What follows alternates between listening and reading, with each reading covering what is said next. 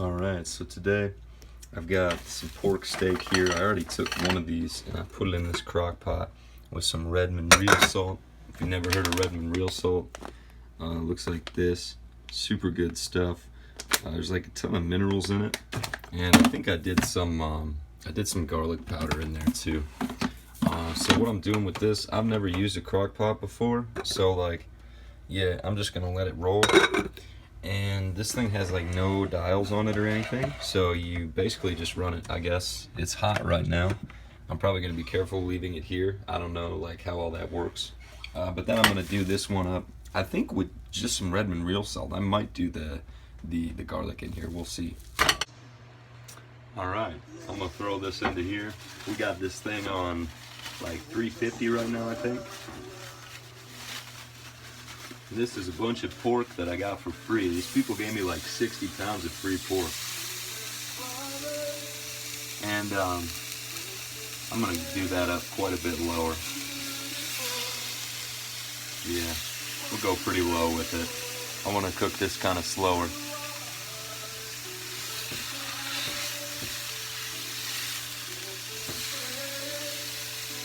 And I'm basically just adjusting that based on how loud the sizzling is. Alright, so I got a couple things here. We got some Redmond real salt, and then I've also just got some straight up lard that I got from a place here in town. I'm just gonna kind of feel it out with this Redmond real salt. And same with this. I really want to grease up this pan. Like, it is going to get greasy as that fat cooks some more, but I'm doing it on such a low temperature. This is just going to help out, I think, in getting all that salt absorbed in there. So now I'm just kind of stirring this around in here while this fat gets melted. Right now I've got it on 200, and that seems to be a really good spot. It's not like too sizzly, it's still pretty mellow. And even if this takes 20 minutes, that's totally cool with me. Alright, here's how this is looking right now. I'm just gonna flip this around a little bit. I think it's been going for about 10 minutes or so.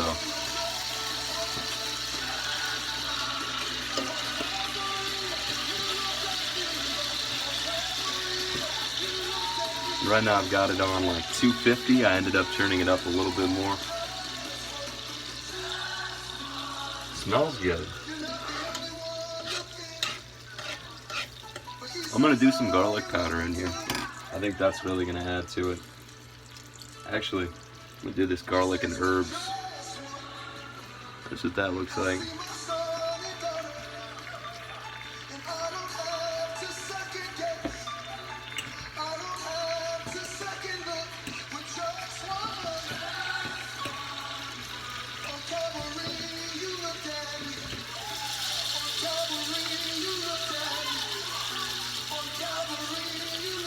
Yeah, we'll just let that chill a bit longer. Not really chill, I guess it's cooking. Alright, here's what this is looking like now. I've maybe been cooking this for like 15-20 minutes or so. I don't really know. Looks like it's done. I think I'm just gonna go for it and start eating it. I'll have a couple things on the side too. I probably actually won't eat all this. I've been trying to do more suet, but I'll show you what my plate looks like. Alright, so this is how I store my suet in the freezer. I just felt like I should show this. Just a little plastic container. You bust it open. There's your beef suet. It's not cooked. Doesn't really taste like anything, but it makes you feel really good. So, yeah, I highly recommend if you're doing keto and you want to get enough fat in, this is something that I'm getting in here. This is something I struggled with a lot at first, was getting enough fat, because I was trying to eat like coconut oil and butter and stuff, and it was just like blah, it was just really oily. This stuff is just like chunky, raw animal fats, not processed, goes down super easy, and just gives you a ton of energy, puts you into deep ketosis, and it's awesome. So yeah, I just keep it in a little plastic container in the freezer. I'll break a couple of chunks off here with a fork and add this to my plate. Okay, here's what my plate looks like. You can see we got beef suet here, and then we got the pork here. Now this is like, probably looking at this like, man, that's a lot of fat. And you're totally right. And that's gonna make me feel way better. And then I got some raw liver over here. That's where everybody's like, oh dude, what's wrong with you? but this stuff is super good. Not all suet that I get do I like. Sometimes I just throw it away and I get different stuff because it tastes weird. And then not all liver. About 75% of the time the liver's not that good, so I cook it. But when it is good liver, I just eat it raw. And I just kind of want to briefly go over again just the importance of like getting a lot of fat in when you're doing keto. That so messed me up starting out. Like I didn't start getting enough fat in, excuse me, and so probably like 4 months ago or so when I started doing more of a carnivore style thing, and that's made me feel so much better. And I'll still like sometimes I'll be like, man, I'm not getting enough fat in, and I'll just kind of increase it some, which is way easier to do if you have beef suet. Like if I wanted to do like lean meat right here, and I wanted to try and have a bunch of coconut oil or a bunch of butter to get my fat in that way, or a bunch of lard, I mean, you're looking at like probably like 6-7 tablespoons of butter. Like I don't want to eat that, man. Like that doesn't sound good. But with suet, just goes down super easy. It doesn't really taste like anything. You can make it taste like stuff. I find like cold, frozen, out of the freezer is like the best way to go. So yeah. Oh, I'm gonna do a taste test with this also. Here's the pork that was cooked with the Redmond real salt and the garlic.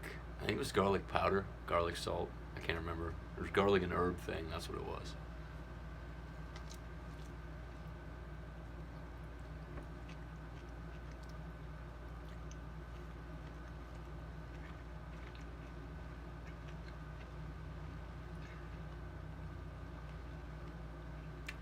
That's super good. I thought it still might be raw a little bit in the middle, which I'm okay with, but no, it's pretty solidly cooked in there. So, yeah, you want to cook some pork that way, I'd say definitely do it. This has a ton of flavor.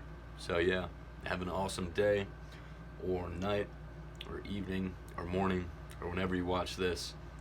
And if you have any questions about carnivore stuff, keto stuff, anything like that, let me know. I may or may not be able to help you out. Take care, guys.